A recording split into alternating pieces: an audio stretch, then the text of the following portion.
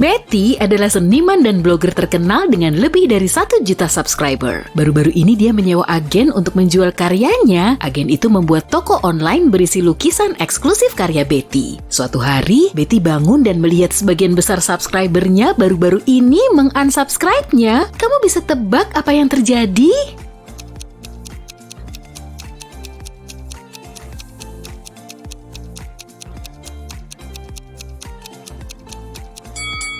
Lihat barang-barang di toko Betty. Yang melukis Starry Night itu Van Gogh, bukan Betty. Si agen mencoba menjual karya seni palsu lewat toko ini. Keesokan harinya, Betty ke kafe favoritnya. Dia memesan dan pergi ke toilet wanita untuk cuci tangan. Dia nemu sebuah kalung kuno yang indah, lalu 3 orang mendekatinya untuk mengklaim perhiasan itu. Helen bilang, kalung itu punya nenekku. Jamrutnya sama dengan mata hijau kami. Balikin. Fiona bilang, kait kalungku longgar, jadi pasti putus pas aku lagi nyisir. Julia bilang, hei, ini punyaku. Kalung ini hilang di toilet wanita. Kepada siapa Betty harus memberikan kalung itu?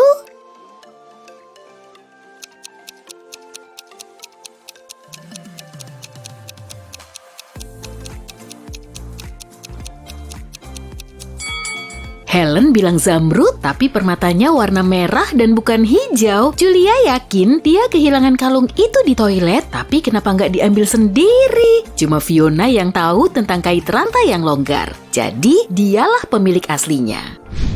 Betty kembali ke mejanya dan dia melihat ada yang menggigit bagelnya. Betty kaget dan menanyai pelanggan lain. Derry bilang, Nona, aku ini miliarder. Buat apa aku nyuri makanan orang lain? Zaki bilang, aku alergi gluten. Aku nggak makan kue. Sheila bilang, aku lihat ada pria lapar yang aneh berjalan di kafe dan meminta uang. Pasti dia yang makan bagelmu. Siapa yang bohong?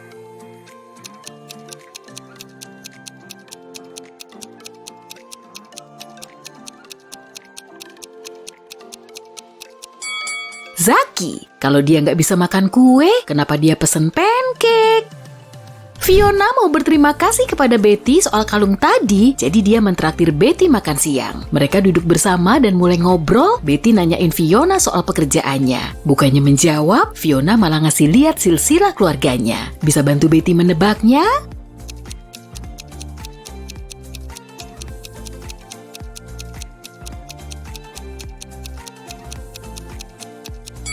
Fiona adalah penyihir, kakaknya seorang polisi, ayah mereka seorang dokter, dan ibu mereka seorang pesepak bola.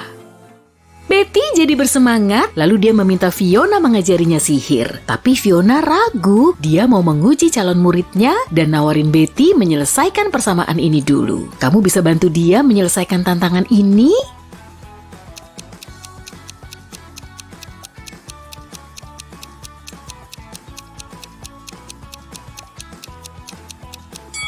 Banyak orang gagal menyelesaikan persamaan ini karena tidak memperhatikan detailnya. Di sini, setiap emoji termasuk penyihir, tongkat sihir, dan sapu melambangkan nilai yang berbeda. Sebelum menghitung hasilnya, mari kita cari tahu nilai bendanya satu persatu.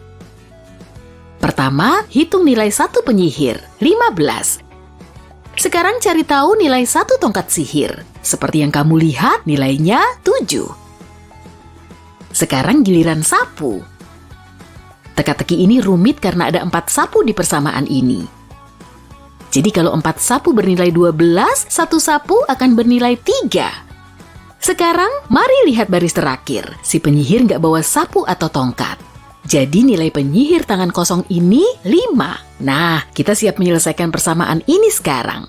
Dan jawaban yang benar adalah 73. Mantap!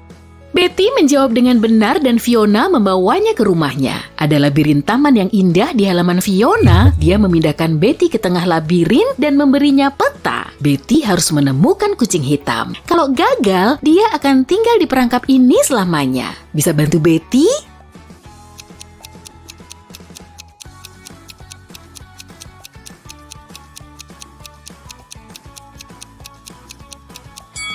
Gini caranya. Betty ingin lari kembali ke kastil secepat mungkin. Tiba-tiba zombie menyeramkan mengejarnya. Zombie itu kelihatan lapar dan Betty berlari menjauh dan melihat 3 jalur. Jalur pertama ditutupi asam beracun, jalur kedua oleh serangga dan belatung, dan yang ketiga semak berduri. Jalan mana yang harus dipilih Betty?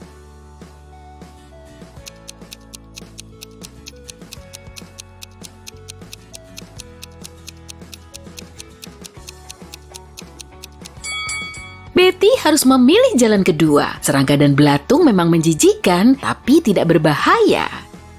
Fiona meminta Betty menyajikan makan malam untuk pesta penyihir di istananya. Apakah kamu bisa hitung berapa penyihir yang sudah tiba di sana?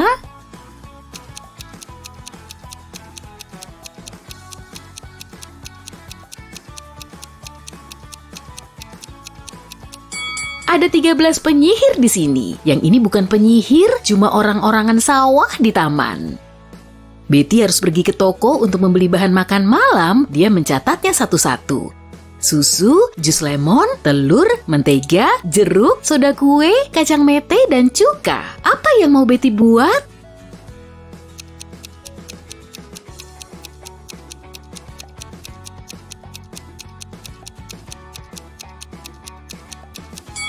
Bisa tebak? Betty bikin daftar belanjaan. Betty menyajikan hidangan pertama ke para penyihir. Bisa tebak apa isinya?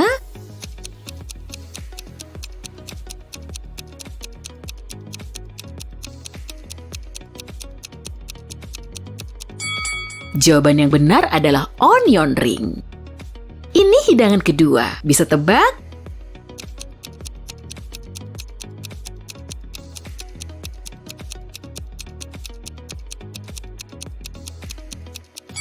Blueberry.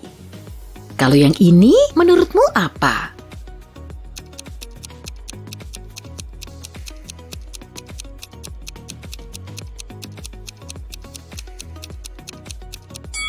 Ini popcorn. Ini yang berikutnya.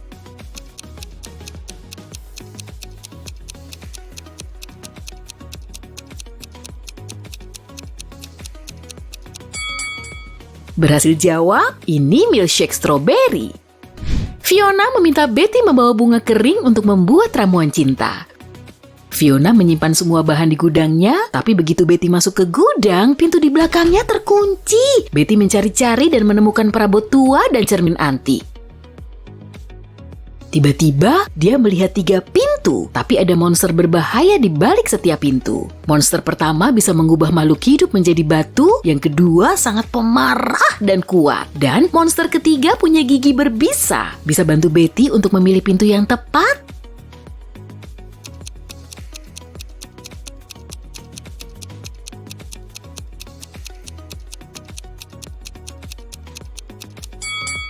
Betty harus membuka pintu pertama dan memperlihatkan cermin ke monster itu supaya berubah sendiri menjadi batu. Lalu dia bisa melarikan diri lewat pintu pertama.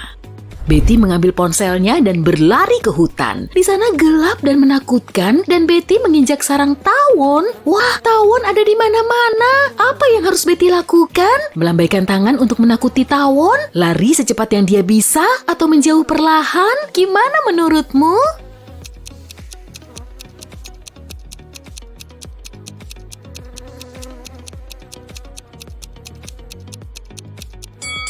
Pilihan yang paling aman adalah berjalan perlahan. Melambaikan tangan dan berlari terlalu berbahaya karena tawon malah akan marah dan menyengatnya. Betty sudah kembali ke pesta, tapi saat dia melihat kerumunan penyihir di dekat api unggun, dia menjadi takut dan melarikan diri. Kenapa?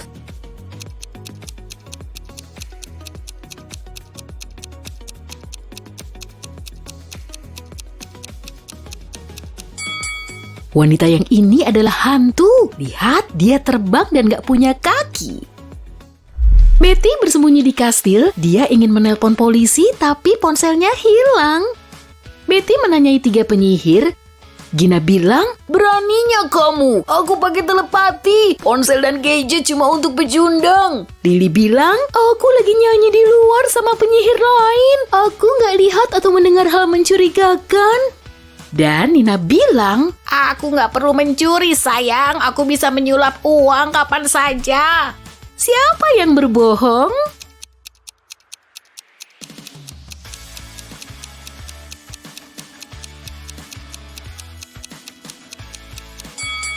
Gina, coba lihat telinganya deh. Dia pakai earphone tuh, tapi dia bilang nggak pakai gadget sama sekali.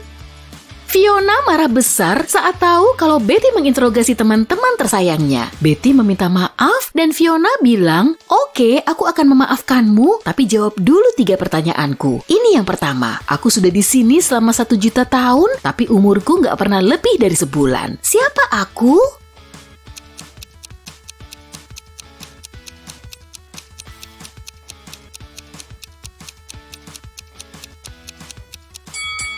Bisa tebak? Jawaban yang benar adalah bulan. Ini pertanyaan kedua Fiona. Aku membangun istana dan meruntuhkan gunung. Aku membutakan beberapa orang, tapi membantu orang lain melihat. Siapa aku?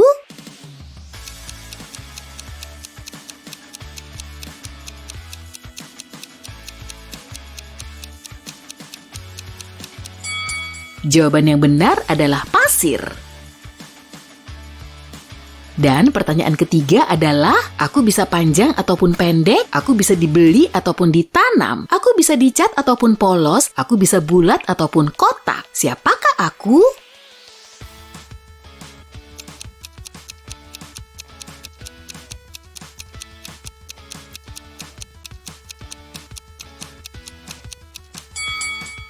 Jawabannya adalah kuku. Pesta masih berlangsung, Fiona naik ke kamarnya untuk ganti baju. Dalam 5 menit, Betty mendengar teriakan dari kamar Fiona dan menemukannya pingsan di lantai. Betty cuma mengajukan 1 pertanyaan kepada 4 tersangka. Apa yang kamu lakukan 5 menit terakhir? Jenny sedang memanggang marshmallow di dekat api unggun. Gemma bilang, aku menghabiskan 30 menit terakhir di kolam renang. Sarah bilang, kataku Fluffy lari ke taman, aku mencarinya kemana-mana, tapi sayangnya belum ketemu. Dan Nancy terbang dengan sapunya di sekitar rumah dan merekam pesta di ponselnya. Siapa yang bohong?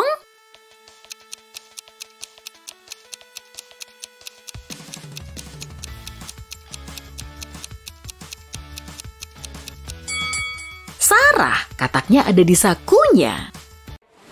Kamu ngerasa tubuhmu dihempas ombak, lalu kamu terbangun dan sadar. Dirimu jadi raksasa yang berdiri di laut. Air mulai menetes layaknya hujan dari tubuhmu. Tinggimu jauh ngalahin patung Liberty. Kamu ngeliat tanganmu dan membandingkannya dengan gerobak hotdog kecil di bawahmu. Kamu ambil gerobak itu dan menaruhnya di telapak tangan, tapi malah nggak sengaja menghancurkannya. Tiba-tiba, kamu ngerasa pergelangan kakimu agak perih. Waktu nengok ke bawah, kamu ngeliat sekerumunan orang berusaha mengusirmu, sementara yang lain kabur ketakutan.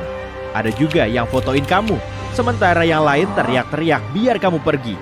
Kamu melangkah ke jalanan utama dan menghancurkan mobil kosong. Orang-orang di bawahmu berlarian kayak semut. Kamu lanjut berjalan ke arah kota dan ngeliat ada tembok besar yang mengelilingi satu bagian kota. Kamu jalan ke arah kota itu sambil menghancurkan semua yang ada di bawahmu dengan langkah kakimu. Kamu ngeliat Titan lain berdiri di cakrawala dekat laut dan berjalan menuju kota berbarikade ini. Ada yang memanggil kalian semua untuk pergi ke sana. Banyak orang berdiri di dinding dan membunyikan alarm. Makin banyak lagi orang yang gabung buat mempertahankan dinding. Yang lain menyelamatkan diri dan sembunyi di lubang-lubang kecil. Kamu melihat beberapa Titan ini punya fitur yang aneh dan anggota tubuh yang gak proporsional. Ada yang berjalan merangkak, ada juga yang punya lengan super panjang yang bisa menjangkau apapun. Kamu bergerak sedikit dan hampir aja nginjak seseorang. Dia terdiam kaku. Kamu mengangkatnya mendekati matamu. Kalian saling tatap cukup lama. Lalu kamu menaruhnya di bahumu, sementara Titan lain berjalan melewatimu menuju kota. Mereka mendorongmu selagi kamu berdiri diam. Titan-titan itu menerobos dinding dengan mudah dan menghancurkan kota. Entah kenapa kamu tersadar dari panggilan yang menarikmu ke kota. Kamu berbalik dan kembali ke laut bersama perempuan di bahumu tadi. Kamu sampai di dasar laut terdalam dan terus berjalan. Perempuan itu takut dan gak tahu harus apa. Kamu menaruhnya di pulau kecil dan menatapnya. Dia gak bisa lihat matahari karena kehalang kepalamu. Untuk sementara, kamu biarin dia di sana, sementara kamu berjemur di bawah matahari, berusaha memahami kenapa kamu ada di sini dan apa yang bikin kamu mau nyelamatin perempuan ini. Malam pun datang dan kamu ngantuk. Perempuan itu tertidur di bawah pohon. Kamu berdiri diam, sementara ombak menerpamu. Tiba-tiba, ombak semakin kuat dan kamu merasa ada yang bergerak di dalam air. Kamu melihat ke sekeliling, tapi terlalu gelap dan kamu nggak bisa lihat apa-apa. Kamu cepat-cepat mungut perempuan itu lagi dan menaruhnya di bahumu. Dia terbangun. Kamu ngelihat Titan lain berenang dan berjalan ke arahmu sambil menjerit. Mereka ngejar kamu, seolah ingin meraihmu. Kamu langsung berjalan secepat mungkin, menembus air dan mengobrak-abrik dasar laut. Ada kapal kargo di depan dan kamu menggesernya hati-hati supaya nggak rusak. Tapi Titan lain yang ngejar kamu nggak peduli sama kapal itu dan menenggelamkannya sambil terus mengejarmu. Kamu ngerasa udah sampai di laut yang dangkal, jadi kamu mulai lari. Kamu ada di negara baru yang rata karena Titan. Gedung-gedung di sana rata dengan tanah dan puing-puing berserakan kayak remahan roti. Di kejauhan, kamu bisa lihat sejumlah Titan terbangun di tepi pantai dan menatapmu. Mereka bisa mencium bau manusia di bahumu dan mulai mengejar. Tampang mereka juga aneh dengan fitur wajah yang nggak biasa. Kamu nggak bisa sembunyi di tempat seterbuka ini, jadi kamu pergi ke pegunungan. Di sana, kamu bisa sembunyi di lembah dekat air terjun besar. Kamu sadar kulitmu mulai berubah warna dan kamu menyatu dengan lingkungan sekitar. Setiap Titan punya fitur unik yang bisa mereka cari tahu. Rupanya, fitur unikmu adalah mengubah warna kulit. Perempuan di bahumu tertidur. Kamu ngelihat dia dan mulai merasa kasihan, seolah kamu melihat hewan peliharaan. Kamu nggak sama kayak Titan lain. Nggak mau ngancurin apapun. Justru sebaliknya, kamu ingin membantu manusia. Ada suara Titan lain berjalan di kejauhan. Kamu mengintip dan melihat Titan jenis baru yang tingginya 3 kali lipat tinggimu. Mereka lagi patroli buat nyari kamu, dan mereka pun semakin dekat. Kamu gak sengaja bikin suara dan mereka melihatmu. Mereka langsung ngejar kamu. Kamu pun juga langsung kabur. Kamu lari melewati medan yang kasar. Ada Titan lain yang melompat ke hadapanmu, sementara yang mengejarmu berdiri di belakang. Kamu dikelilingi 5 Titan yang semuanya 3 kali lebih besar dibanding tubuhmu. Kamu menaruh perempuan tadi di tempat aman dan bersiap melindungi diri. Mereka berusaha menyergapmu dari semua sisi, tapi kamu lompat dan menghindar. Titan yang paling besar meraihmu dan berusaha menjatuhkanmu, tapi kamu berhasil lolos dan mendorongnya. Titan yang lain mencoba menangkapmu, tapi kamu terus menghindari genggaman mereka. Kamu melihat tebing yang curam dan menuju ke sana sambil tetap dikejar Titan. Kamu sampai di ujung tebing, sementara mereka makin mendekat. Mereka lompat ke arahmu, tapi kamu merunduk. Titan-Titan itu pun jatuh dari tebing ke laut. Titan yang paling besar masih ada di sana karena dia tahu rencanamu. Kalau melawannya, kamu nggak akan bisa menang. Kamu bisa mencium bau perempuan tadi melarikan diri dari injakan para Titan. Warna kulitmu berubah, lalu kamu menyelinap melewati si Titan Alpha dan bergegas ke perempuan tadi buat nyelamatin dia. Si Titan Alpha kurang gesit, jadi kamu bisa lari lebih cepat. Tapi kaki para Titan di depanmu hampir menginjak perempuan tadi. Kamu melompat ke depan mereka dan meraih sang perempuan. Para Titan kaget dan marah karena kamu menyelamatkan perempuan itu. Semua Titan kini tahu siapa kamu dan berusaha menangkapmu. Beberapa hari kemudian, sepertinya mereka sudah jauh tertinggal. Kini, kamu berada di tengah gurun. Perempuan tadi masih di bahumu. Dia membangun tempat berlindung kecil supaya bisa tidur tanpa terganggu. Kamu berusaha sekuat tenaga untuk keluar dari gurun ini karena siapa saja bisa ngelihat kamu. Kamu lelah dan butuh air. Langkah kakimu pun semakin berat. Kamu duduk, berusaha terus terjaga, tapi matahari terlalu kuat. Kamu keringetan, tetesannya membasahi si perempuan. Dia berusaha bicara, tapi kamu gak paham ucapannya. Kamu makin lemah dan gak bisa bergerak lagi. Ini tengah hari, jadi matahari lagi panas-panasnya. Kamu bikin tempat berteduh untuk perempuan itu pakai tangan untuk melindunginya dari matahari yang terik. Siang pun berganti malam. Kamu menghabiskan sepanjang hari di bawah sinar matahari dan sekarang gurunnya dingin. Dingin sekali. Kamu mengambil perempuan itu dan meletakkan tanganmu yang lain di atasnya guna membuat kubah hangat untuk melindunginya dari angin dingin. Di sini gelap gulita dan kamu nggak tahu arah tujuanmu. Kamu terus berjalan dan melangkah di atas gumuk pasir kemanapun kamu pergi. Siang hari pun datang lagi. Kamu melihat jejak besar Titan yang belum pernah kamu lihat. Kayaknya Titan ini jauh lebih besar dari yang di ujung tebing tadi. Kamu kabur secepat mungkin, tapi gak ada tempat sembunyi. Di atas pintu mobil, kamu biasanya akan menemukan handle. Aku menyebutnya handle. Astaga. Handle itu berfungsi untuk dipegang saat nenek memutuskan ngebut. Handle ini sebenarnya sangat berguna. Lupakan leluconnya. Aku lupakan lelucon? Banyak orang butuh sedikit bantuan untuk masuk dan keluar mobil. Lalu, kenapa tidak ada handle di pintu pengemudi? Ada beberapa alasan. Pertama, setir bisa berfungsi sebagai pengganti handle. Pengemudi juga bisa cenderung memegang handle saat menyetir. Itu tidak aman. Kunci mobil modern punya trik rahasia. Jika punya, itu bisa mengendalikan jendela mobil.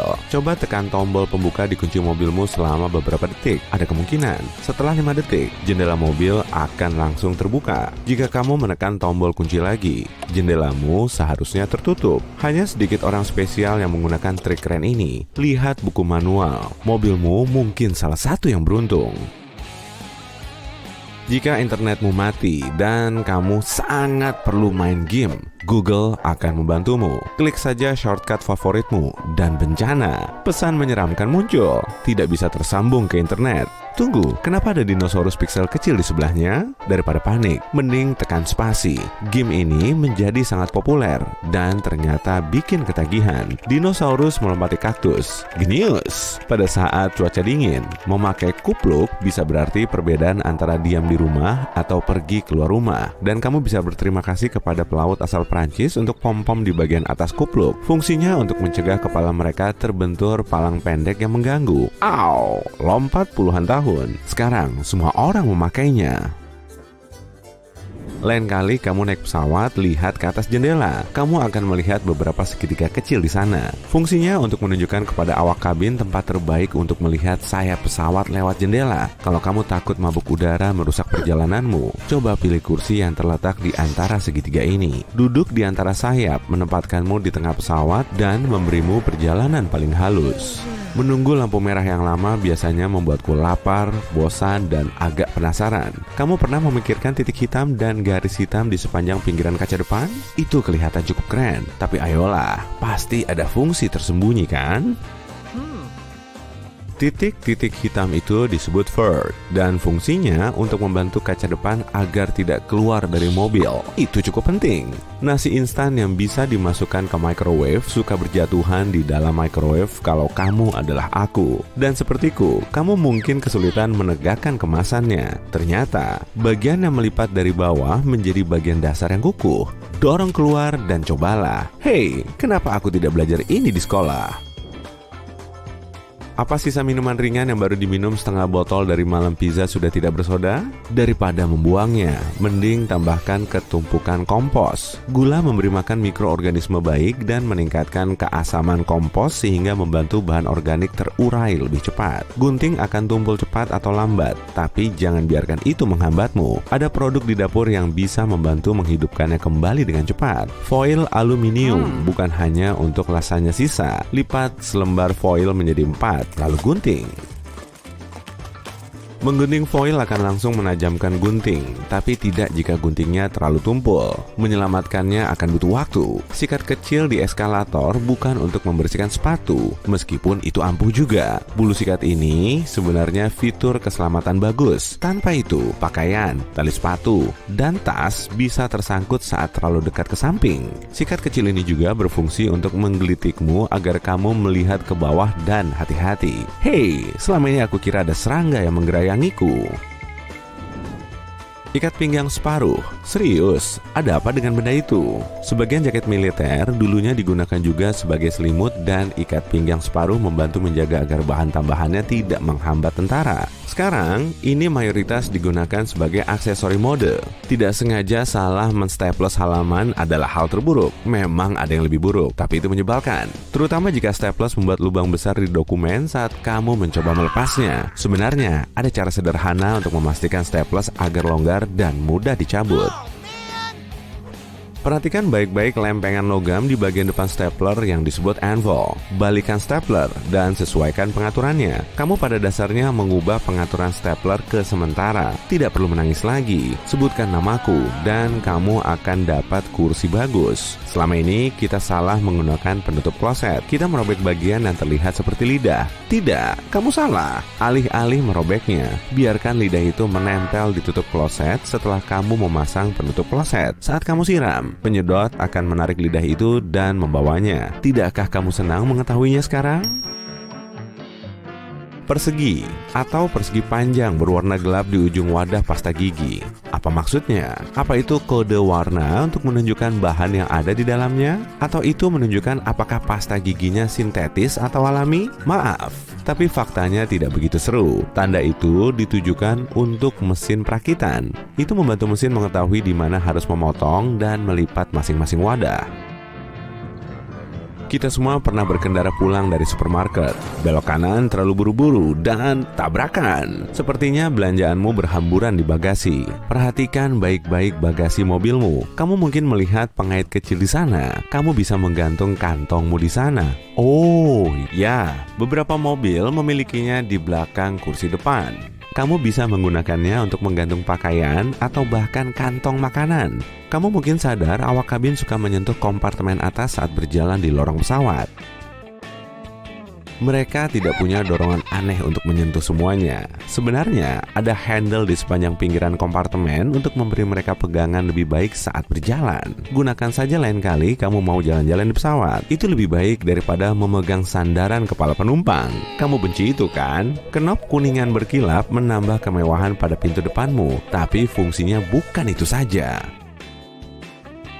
Kuningan, seperti apapun dengan campuran tembaga, memiliki zat antimikrob yang dibenci banyak kuman dan bakteri berbahaya di area yang sering dilalui. Kenop dan gagang pintu kuningan adalah cara sempurna untuk menyingkirkan kuman jahat tanpa perlu selalu menggunakan zat kimia keras. Satu-satunya kekurangan adalah kuningan jauh lebih mahal daripada logam lain. Mungkin itu sebabnya kenop kuningan sudah jarang digunakan. Apa sikat gigimu punya pola bulu sikat biru di antara bulu sikat putih? Itu membuat sikat gigi terlihat lebih modis. Tapi bukan cuma soal penampilan bagus. Bulu sikat itu sebenarnya punya fungsi praktis. Warna biru dirancang untuk usang pada waktu yang kira-kira sama dengan saat kamu harus mengganti sikat gigimu. Lagi pula, kamu harus mengganti sikat gigimu 3-4 bulan sekali. Tapi bulu sikat biru itu berfungsi untuk memberimu pengingat lembut kalau-kalau kamu lupa.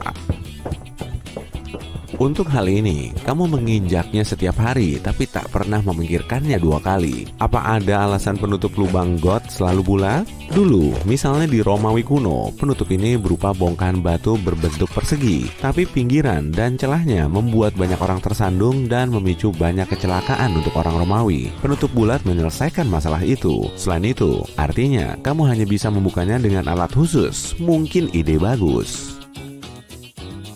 Termos diciptakan oleh ilmuwan asal Skotlandia, tapi bukan untuk membuat kopi tetap hangat. Dia hanya ingin menjaga zat kimia pada suhu stabil. Dia menaruh botol kecil di dalam botol besar, lalu mengeluarkan semua udara dari celah kedua botol itu. Teknik ini juga digunakan untuk membuat termos modern. Kamu bisa menemukan bantalan jarum hampir di setiap rumah. Anehnya, itu selalu berbentuk tomat. Kamu penasaran dengan stroberi yang berjuntai dari atas? Aku bukan ahli biologi, tapi aku cukup yakin stroberi tidak tumbuh di atas tomat. Benda kecil itu jarum yang sedang kamu gunakan. Jadi, kamu tidak akan kehilangan jarum itu di tumpukan jarum yang kamu punya. Deodoran bentuk stick terbuang saat wadahnya mulai terkena kulitmu, padahal isinya masih banyak. Ini trik mudah untuk mengeluarkannya. Lepas bagian bawahnya dan dorong dari bawah. Deodoranmu akan tahan setidaknya beberapa hari lagi. Masih ada orang yang Pesawat baru mengudara 25 detik saat pilot menyadari bunyi aneh dan getaran ganjil. Mereka mengupayakan beberapa cara untuk memperbaiki situasi, tapi tak ada yang berhasil. Lonjakan mesin terus berlanjut dan pesawat baru terbang semenit lebih. Saat mencapai ketinggian 914 meter, kedua mesin mati, pertama yang kanan, 2 detik kemudian yang kiri. Pilot memutuskan kembali ke bandara yang baru saja mereka tinggalkan. Pada saat yang sama, mereka mencoba menyalakan mesin lagi. Sepertinya nggak ada yang berhasil. Awak pesawat memutuskan mengurangi ketinggian, lalu terbang datar. Mungkin cara ini akan menambah kecepatan menggelincir, tapi mereka segera sadar mereka nggak akan mampu sampai ke bandara. Apa pesawat akan jatuh?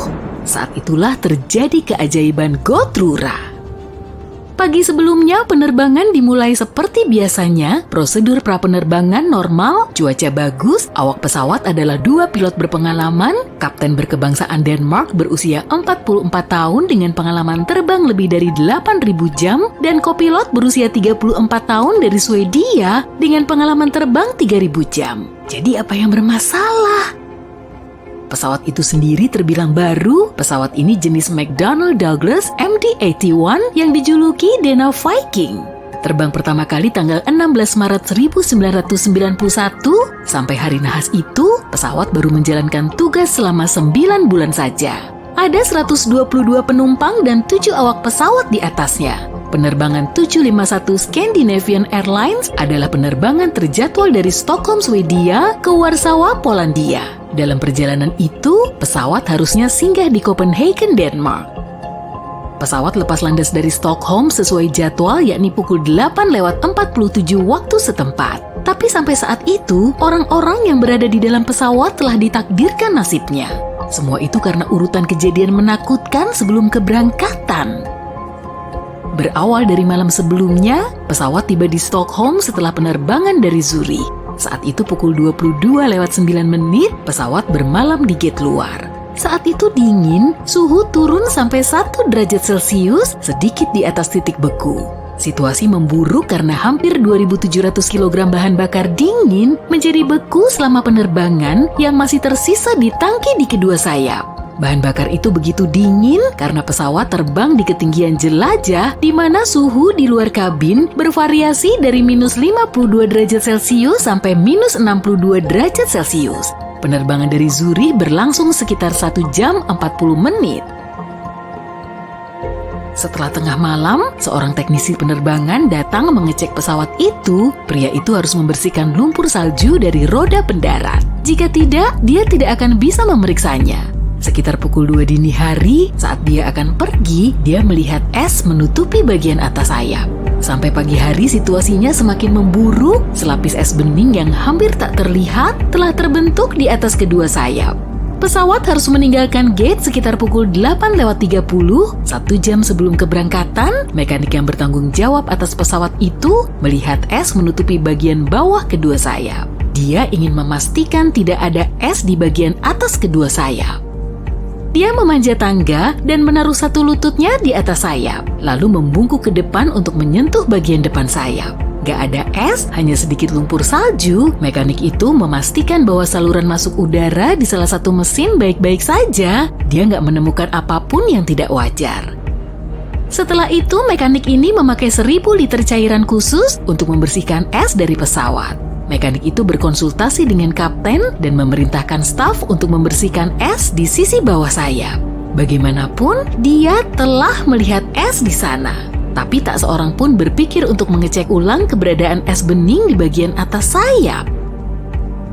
Setelah prosedur itu selesai, mekanik melapor kepada kapten. Di sini sudah beres, pembersihan es selesai. Tadinya banyak salju dan es, tapi semua sudah bersih sekarang. Kapten berterima kasih kepadanya dan melanjutkan prosedur prapenerbangan. Pesawat meluncur di landasan pacu, sistem mesin anti-es dinyalakan dan gak menunjukkan kerusakan apapun, tapi beberapa penumpang kemudian mengklaim mereka melihat es meluncur dari sisi atas sayap ketika pesawat lepas landas. Tapi, pesawat tetap meninggalkan daratan dan terbang ke Stockholm seperti biasa. Segera setelah lepas landas, beberapa keping es yang luput dari penglihatan itu pecah. Dengan kecepatan penuh, keping-keping es itu menghantam kipas mesin di dekat ekor di kedua sisi pesawat hingga merusak bilah-bilah kipas. Ini menimbulkan serangkaian lonjakan, sementara di kabin, kapten penerbangan Scandinavian Airlines Paul Holmberg yang berada di atas pesawat sebagai penumpang melihat sesuatu yang tidak beres. Dia memberitahu kru kabin yang duduk di jamsit belakang bahwa mesin sebelah kanan melonjak. Awak kabin berusaha mengontak awak pesawat, tapi tanpa hasil. Kapten tak berseragam itu bergegas ke kokpit dan bertanya apa dia bisa membantu para pilot. Kopilot memberinya daftar cek darurat dan kapten memintanya menyalakan unit daya tambahan sebuah turbin kecil di ekor pesawat. Saran dan bantuan Holmberg tak ternilai harganya. Tapi, apa hal itu cukup untuk menyelamatkan pesawat dan orang-orang di dalamnya? Saat pesawat muncul dari awan di ketinggian 270 meter, para pilot sadar mereka tak akan punya cukup waktu untuk kembali ke bandara. Pendaratan darurat tak bisa dihindari lagi. Kapten yang membantu itu memberi perintah kepada awak kabin dan mereka mulai mempersiapkan penumpang. Ada ladang luas ke arah utara pesawat, tapi kapten sadar waktu mereka nggak cukup untuk sampai ke sana. Maka dia memilih ladang yang jauh lebih sempit di area berhutan searah dengan penerbangan. Lokasi ini nggak jauh dari desa Gotura di Uppland, Swedia. Pesawat cuma 30,5 cm di atas tanah saat kapten yang membantu mulai melebarkan sayap. Di ketinggian 55 meter, sang kapten melapor kepada menara pengawas Stockholm. Kami jatuh ke tanah. 7 detik kemudian, pesawat menabrak beberapa pohon dan kehilangan sebagian besar sayap kanannya. Sampai saat itu, roda pendarat telah dikeluarkan dan kecepatan telah dikurangi sampai 224 km per jam. Beberapa saat kemudian, ekor pesawat menghantam tanah dan patah. Pesawat terus meluncur melintasi ladang, masih dengan kecepatan tinggi. Pesawat bergerak sejauh 110 meter dengan roda pendarat utama meninggalkan jejak di ladang. Di satu titik, pesawat kehilangan roda pendarat utama dan hidungnya. Lambungnya patah menjadi 3 bagian, ajaibnya nggak terjadi kebakaran. Jika kamu melihat gambar lokasi jatuh, pesawat hancur berkeping-keping dengan bagian-bagiannya berserakan di seluruh ladang. Sulit dipercaya bahwa 129 orang di atasnya selamat. Ini seperti mukjizat. Tapi ini berkat reaksi cepat dan instruksi tepat kru kabin kepada penumpang. Mereka nggak panik dan meminta orang-orang mengambil posisi brace tepat pada waktunya untuk mencegah korban jiwa. Bahkan yang lebih mengejutkan lagi, hampir semua penumpang kecuali 4 orang keluar dari pesawat sendiri. Nggak heran kecelakaan ini dijuluki keajaiban. Tetapi pesawat pembobolan rumah sekarang makin marak di sekitarmu. Dan kamu khawatir apakah rumahmu termasuk rentan pembobolan. Kamu nggak punya sistem pengawasan, jadi malam ini kamu akan memasang aluminium foil di gagang pintu depan sebelum tidur. Hal ini akan membantu identifikasi jika seseorang diam-diam mencoba masuk saat kamu tidur. Kamu bangun esok paginya dan melihat foil itu agak terkoyak, seseorang berusaha masuk dan dia pasti akan kembali. Opsi lain adalah menaruh cangkir di kenop pintu. Saat kenop diputar, cangkir akan jatuh dan bunyi itu akan membangunkanmu dan semoga menghalangi penyusup itu. Hal yang paling bikin kamu khawatir adalah seorang pedagang yang baru-baru ini mampir. Dia bilang dia bekerja di rumah sebelah dan minta izin ingin memakai toiletmu. Kamu menolak dan saat itu merasa bersikap kasar. Tapi langkah itu sangat cerdas. Sekitar 60% pembobolan rumah di Amerika Serikat dilakukan oleh seseorang yang kamu kenal atau pernah bertemu sebelumnya. Ketika pergi ke kamar mandi, pedagang itu bisa mengatur sesuatu di dalam rumahmu agar proses masuk rumahmu berikutnya lebih mudah. Dia mungkin ingin melihat lebih dekat apa ada sistem keamanan yang terpasang, mengecek struktur rumahmu, dan mengetahui jarahan berharga apa yang mungkin kamu miliki. Akhirnya hari ini kamu akan pergi liburan, kamu harus menyiapkan rumahmu dan menjadikannya seaman mungkin. Kotak surat yang penuh biasanya merupakan target pertama sasaran perampok. Tetanggamu harus mengambilkan surat-suratmu saat kamu pergi. Properti yang terawat rapi adalah pertanda bahwa kamu selalu di rumah. Kamu menjaga agar rumput selalu dipotong dan pagar hidup dipangkas. Jadi kamu harus mengatur agar seseorang melakukannya saat kamu pergi. Saat musim dingin, salju yang tak tersentuh di sekitar rumahmu juga akan menjadikan rumahmu sasaran. Meminta tetangga membuat jejak kaki yang menunjukkan aktivitas bisa mencegah pencurian. Ada banyak jenis pagar hidup yang berfungsi sebagai pertahanan pertama. Untungnya kamu menanam semak-semak berdaun tajam di sepanjang pagar. Jika seseorang meloncat ke propertimu dan mendarat di atas semak-semak berduri atau tajam, dia akan berteriak kesakitan. Ini akan menjadi peringatan bagi tetanggamu akan adanya penyusup. Dan cabikan pakaian juga bisa tersangkut di daun-daunan itu yang nantinya akan bisa dijadikan bukti. Sebagai persiapan bagi perjalananmu, minggu sebelumnya kamu membuka dan menutup tirai jendela pada waktu acak sepanjang hari. Kamu memastikan nggak ada pola jelas sehingga nggak akan masalah jika tirai itu dibiarkan terbuka ketika kamu pergi. Sekedar berjaga-jaga kalau seseorang mengintai propertimu.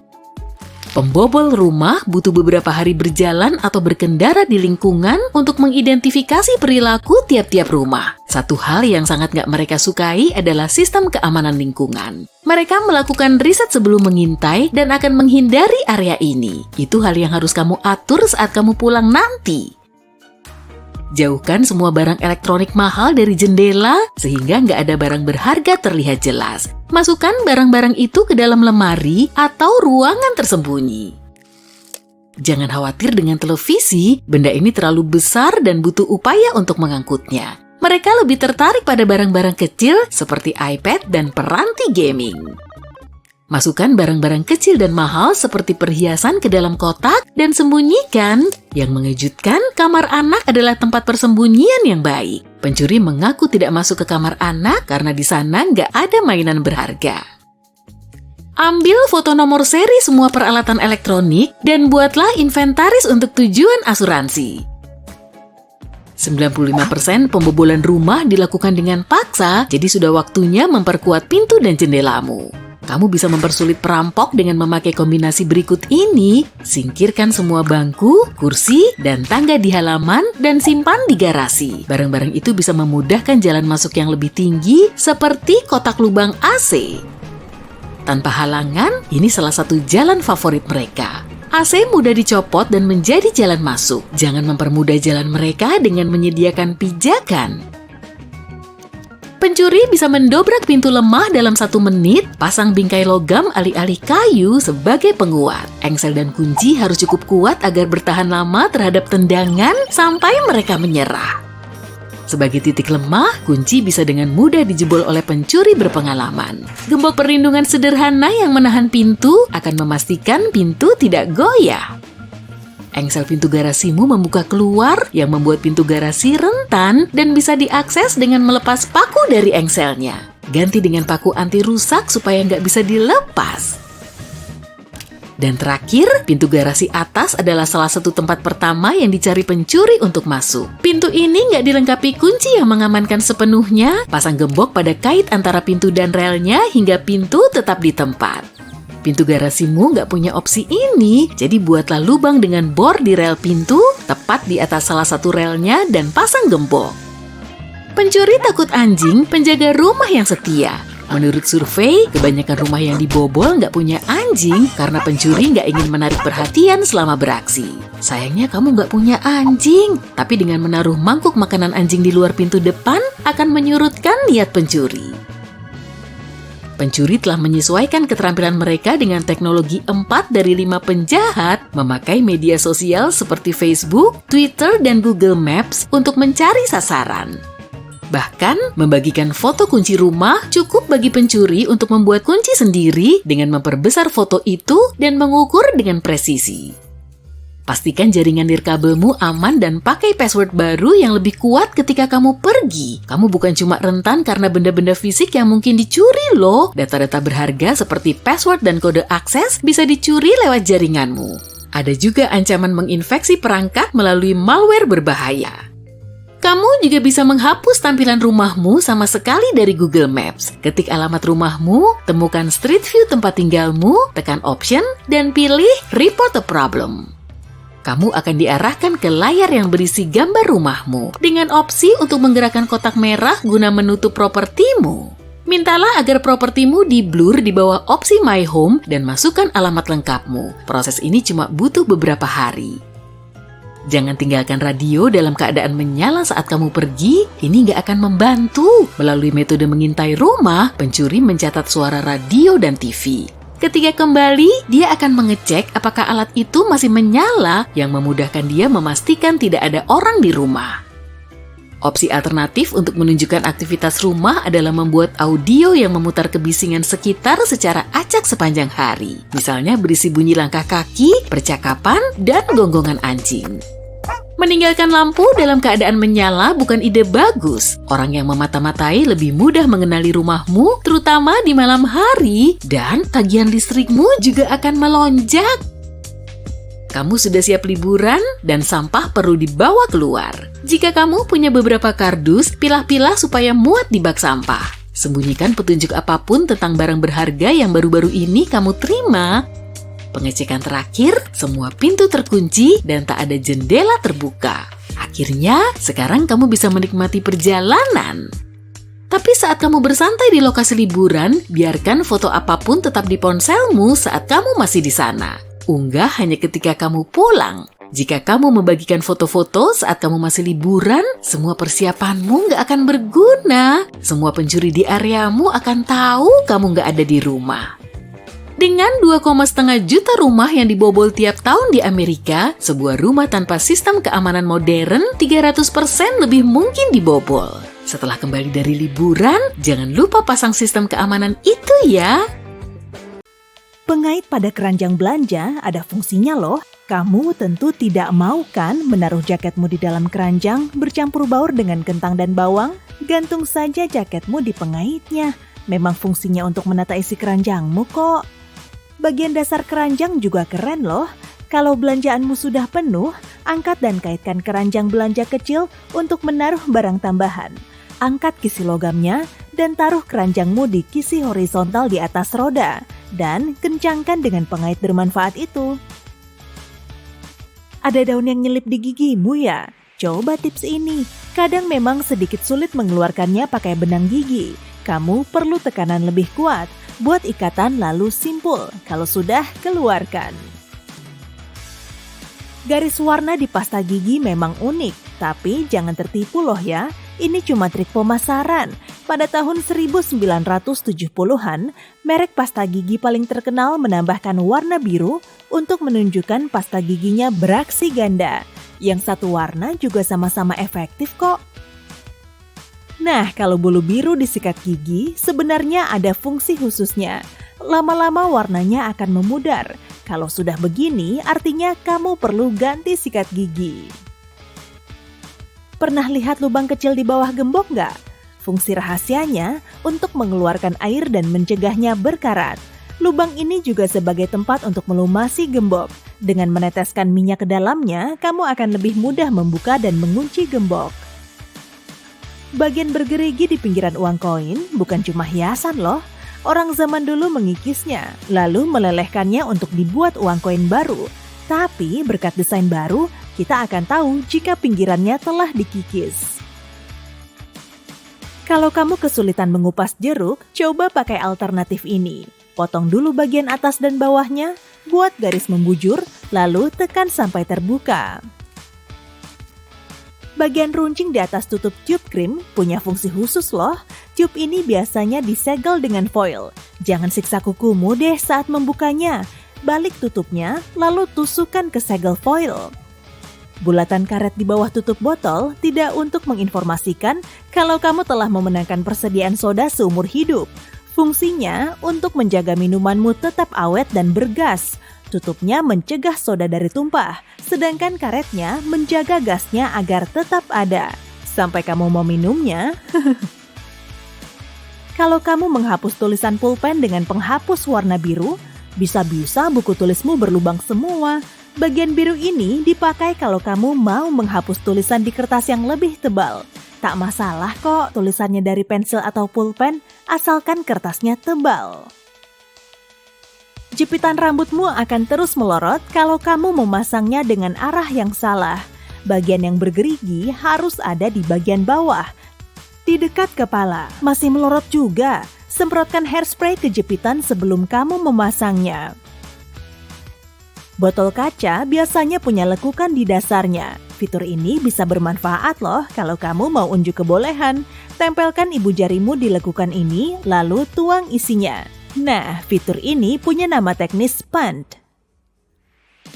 Gula sachet yang biasanya ada di kafe-kafe itu bisa kamu buka dengan cara yang lebih mudah loh. Tuh, gampang kan? Tekan bagian tengahnya ke bawah. Tak ada lagi tuh gula berceceran di tangan, sampah kertas, bahkan kopimu akan lebih nikmat. Kemasan kapas bulat dilengkapi dengan tali agar kamu bisa menggantungnya di gantungan kamar mandi. Kamu tak perlu menarik dan membukanya setiap kali mau mengambil kapas kok. Lihat garis berlubang di bawahnya. Robek, lalu buka perlahan. Kenop pintu biasanya terbuat dari kuningan, perunggu, atau campuran tembaga lain.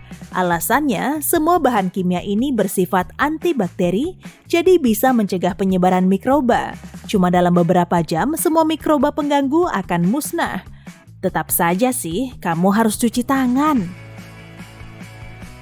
Leher botol dibuat panjang juga ada fungsinya. Pegang lehernya, bukan botolnya, kalau kamu mau menikmati minuman dingin. 2 resleting terlalu banyak ya? Mungkin, tapi sangat berguna loh untuk mencegah tangan jahil. Gembok saja kedua resletingnya, tas ranselmu dijamin aman. Tak punya kunci, kamu juga bisa mengikatnya dengan tali atau klip kertas, benda lain untuk menyulitkan copet. Kancing mungil di belakang kerah kemeja digunakan untuk menahan dasi agar tetap berada di posisinya. Biar tetap rapi. Produsen sepatu juga memperhatikan pelanggannya loh. Kebanyakan sepatu lari saat ini dipasangi sistem anti-lecet. Kesannya keren banget ya, tapi wujudnya cuma berupa lubang tambahan di atas sneaker.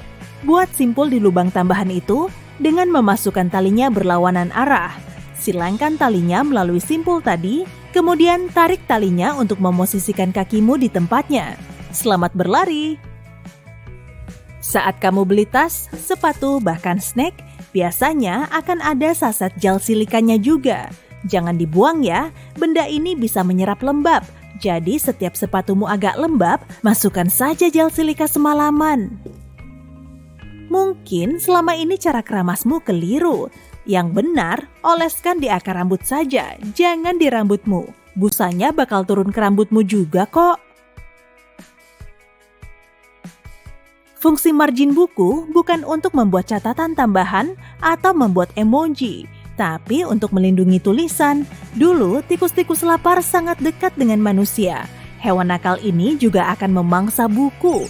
Buku diberi garis margin agar mereka tahu batas menulis yang aman agak menjorok ke dalam. Dengan begini, tulisan mereka tak akan hilang dimakan pengerat rakus ini. Kancing kecil di ujung sabuk pengaman tampak tidak cocok. Faktanya, kancing itu berfungsi untuk memastikan klip sabuk pengaman akan selalu berada di ujung. Jadi, kamu tidak akan perlu meraba-raba sabuk pengamanmu setiap kali memakainya. Kamu sedang naik mobil baru atau menyewanya, dan jarum menunjukkan bensinmu sudah mau habis. Kamu tidak tahu posisi tangki bensinmu dari dalam mobil. Itu bisa merepotkan di pom bensin. Namun, jarum penunjuk bahan bakar memiliki panah yang mengingatkanmu harus mengisi bensin dari sisi mana. Beberapa model mobil mungkin juga memiliki gambar selang tangki bensin, dengan selang diletakkan di sisi tempat tangki bensin berada. Hiking dan berjalan melalui salju membutuhkan alas kaki terbaik. Sepatu yang cocok untuk ini juga memiliki lubang tambahan untuk tali. Memasukkan tali ke lubang tambahan ini akan memberi pergelangan dan kaki penunjang tambahan dan juga akan membuat langkahmu lebih stabil. Tapi saat kamu jalan, lecet juga bisa menjadi masalah. Keringat di sepatu menciptakan gesekan antara kaki dan sepatu yang nantinya membuat lecet. Antiperspiran yang kamu gunakan untuk ketiak akan membantu kaki tidak berkeringat. Pastikan saja antiperspirannya bening. Memasak untuk orang selalu menyenangkan, tapi kadang tamu terlambat datang. Ya, kita pernah seperti itu kadang-kadang kan? Laci tambahan di bawah oven, tempat kamu menyimpan panci dan wajan cadangan, sebenarnya berfungsi untuk menjaga makanan tetap hangat. Itu bagus untuk orang yang telat ke acara makan. Penasaran berapa lama umur gembok saat kehujanan di luar untuk menjaga sepedamu? Gembok memiliki lubang di bagian bawahnya. Fungsinya adalah untuk mengeluarkan air agar bagian dalam gembok tidak berkarat. Itu juga bisa menjadi tempat untuk menuangkan minyak agar gembok lebih awet. Lubang di pintu lift bukan untuk melihat siapa yang ada di dalam lift agar kamu tidak satu lift dengan orang tertentu. Itu adalah lubang kunci kalau pintunya macet. Saus tomat, kecap, dan semua bumbu lain yang kita suka pasti pernah sulit dikeluarkan dari botol. Kamu mencoba memukulnya, menggoyangkannya, dan mencongkel bagian dalamnya agar bumbu lezat itu keluar. Untungnya, ada cara lebih mudah untuk itu. Label di atas menunjukkan di mana kamu harus menepuk botol. Kecap akan keluar dengan lebih mudah dan lancar, memungkinkan gravitasi mengambil alih hal merepotkan.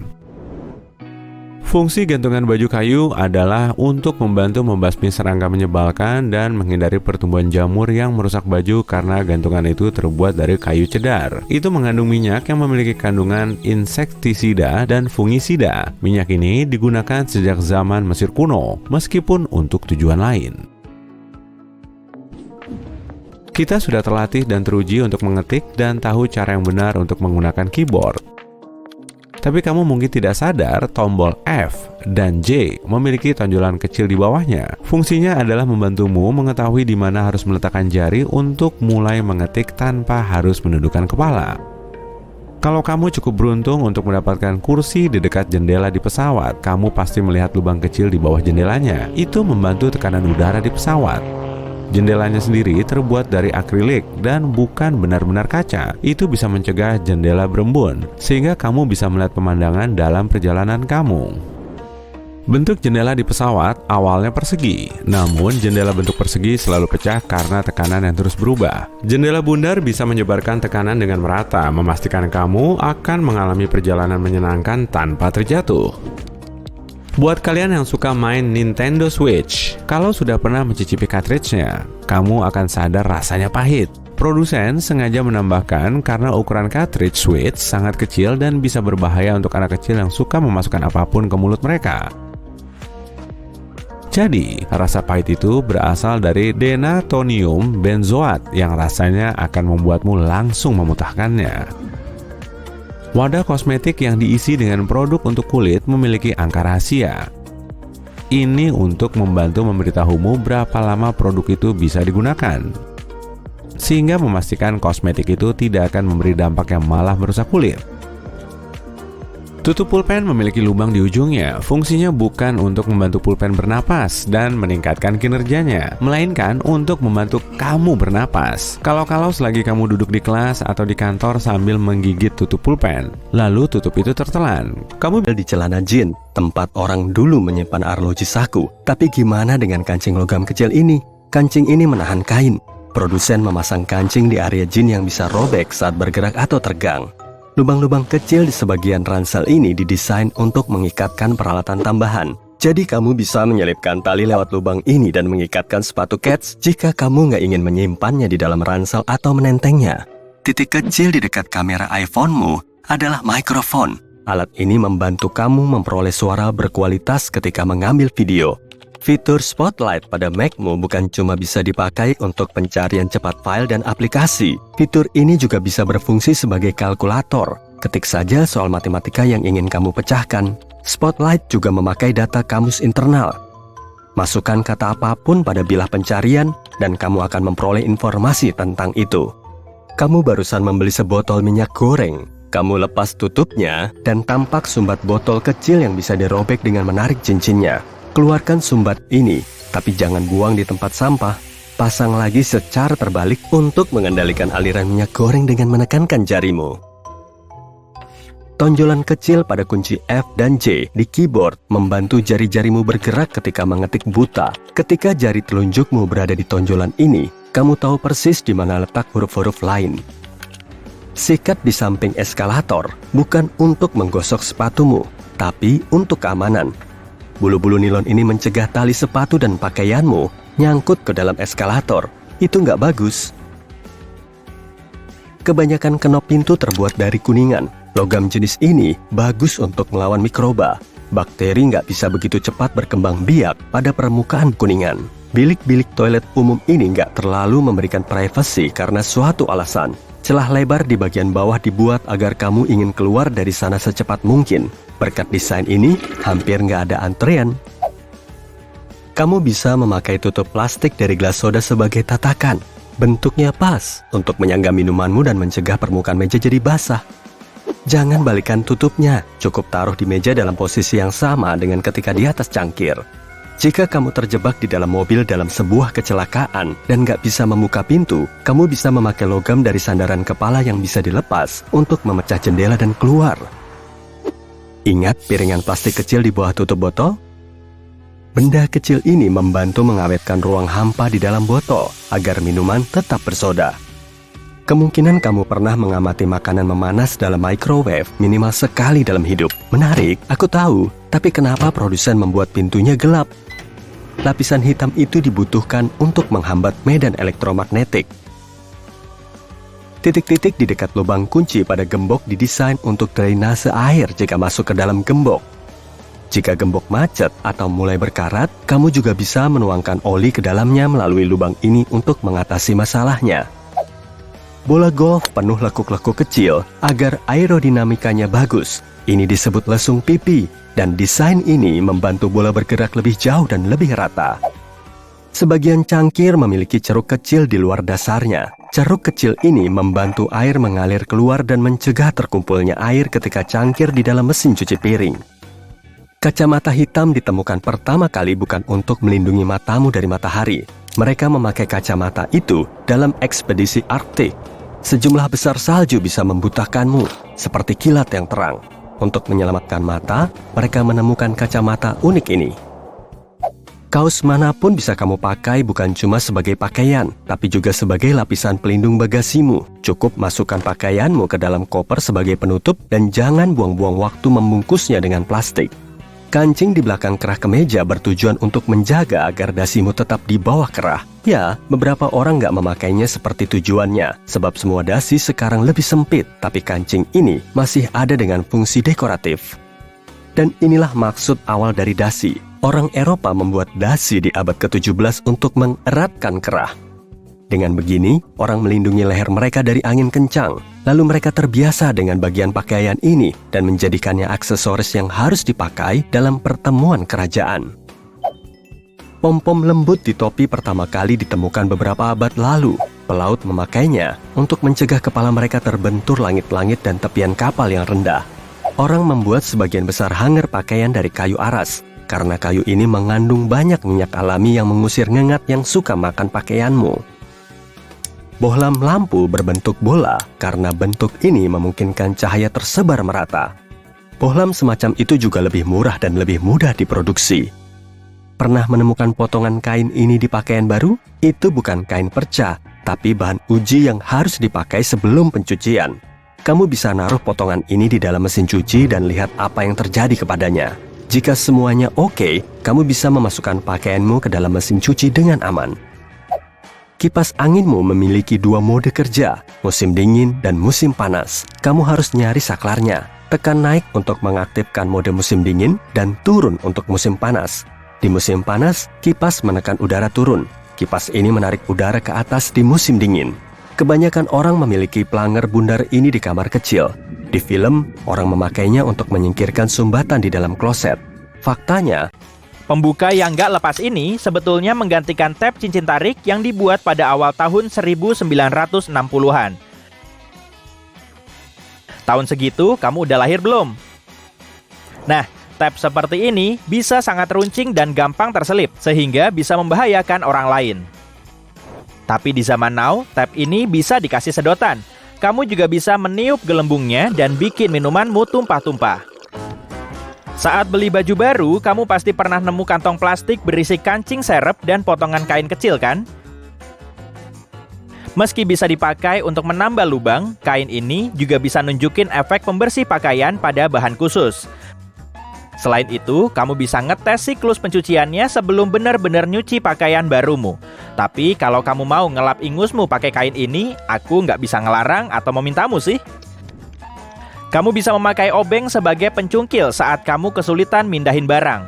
Sejumlah obeng punya gagang segi 6 yang bisa muat dimasukin ke kunci pas atau kunci Inggris. Alat ini juga bisa menambah torsi seperti linggis. Jadi, tanganmu nggak perlu ngeluarin banyak energi kan? Sebagian dari kita tentu nggak begitu kuat. Terbukti masih ada banyak orang yang kesulitan saat ngebuka tutup botol minuman. Nah, solusinya bisa pakai karet gelang multifungsi. Ikatkan karet gelang di sekeliling tutup botol agar genggamanmu lebih kuat. Eskalator punya sikat hitam untuk membantu fungsi garis kuning pada anak tangganya. Dengan begini, posisi berdiri kita nggak akan terlalu mepet ke area berbahaya.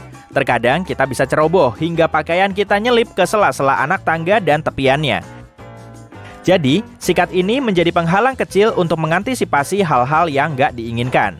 Sikat ini juga bisa menangkap bulu serta menghalau benda kecil lain dari celahnya. Celana jeans umumnya punya fitur fungsional yang lumayan sentimental.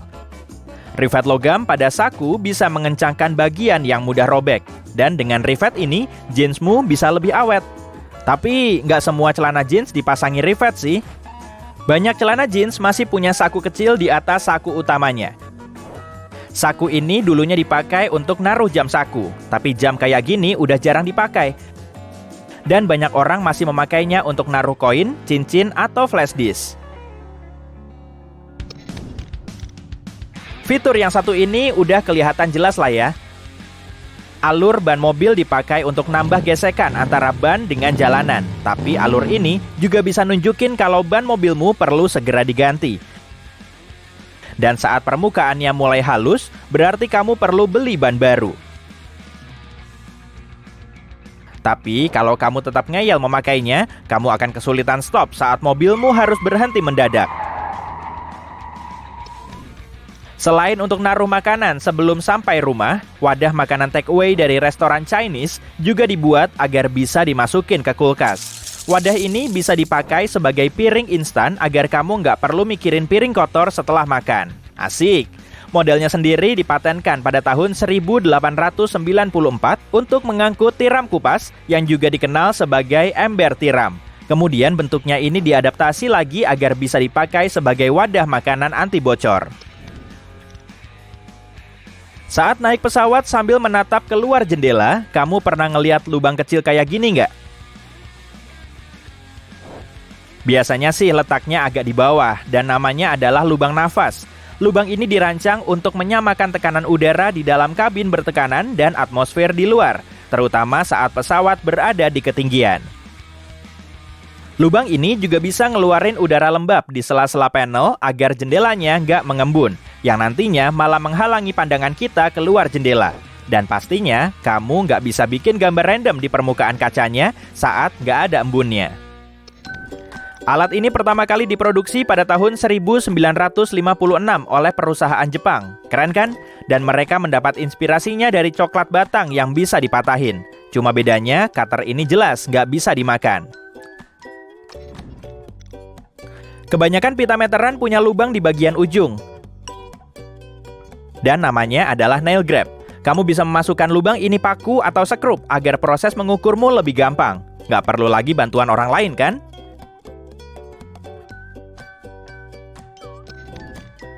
Jepit rambut punya lekukan di salah satu sisinya agar rambutmu bisa terjepit kuat. Aneh juga ya. Pasang bagian yang lurus menghadap ke atas dan yang berlekuk mengarah ke bawah ya. Aksesoris ini dinamakan dengan bobby pin dalam bahasa Inggris karena pada tahun 1920-an gaya rambut bob sangat populer. Padahal pin ini sudah ditemukan sejak abad ke-19.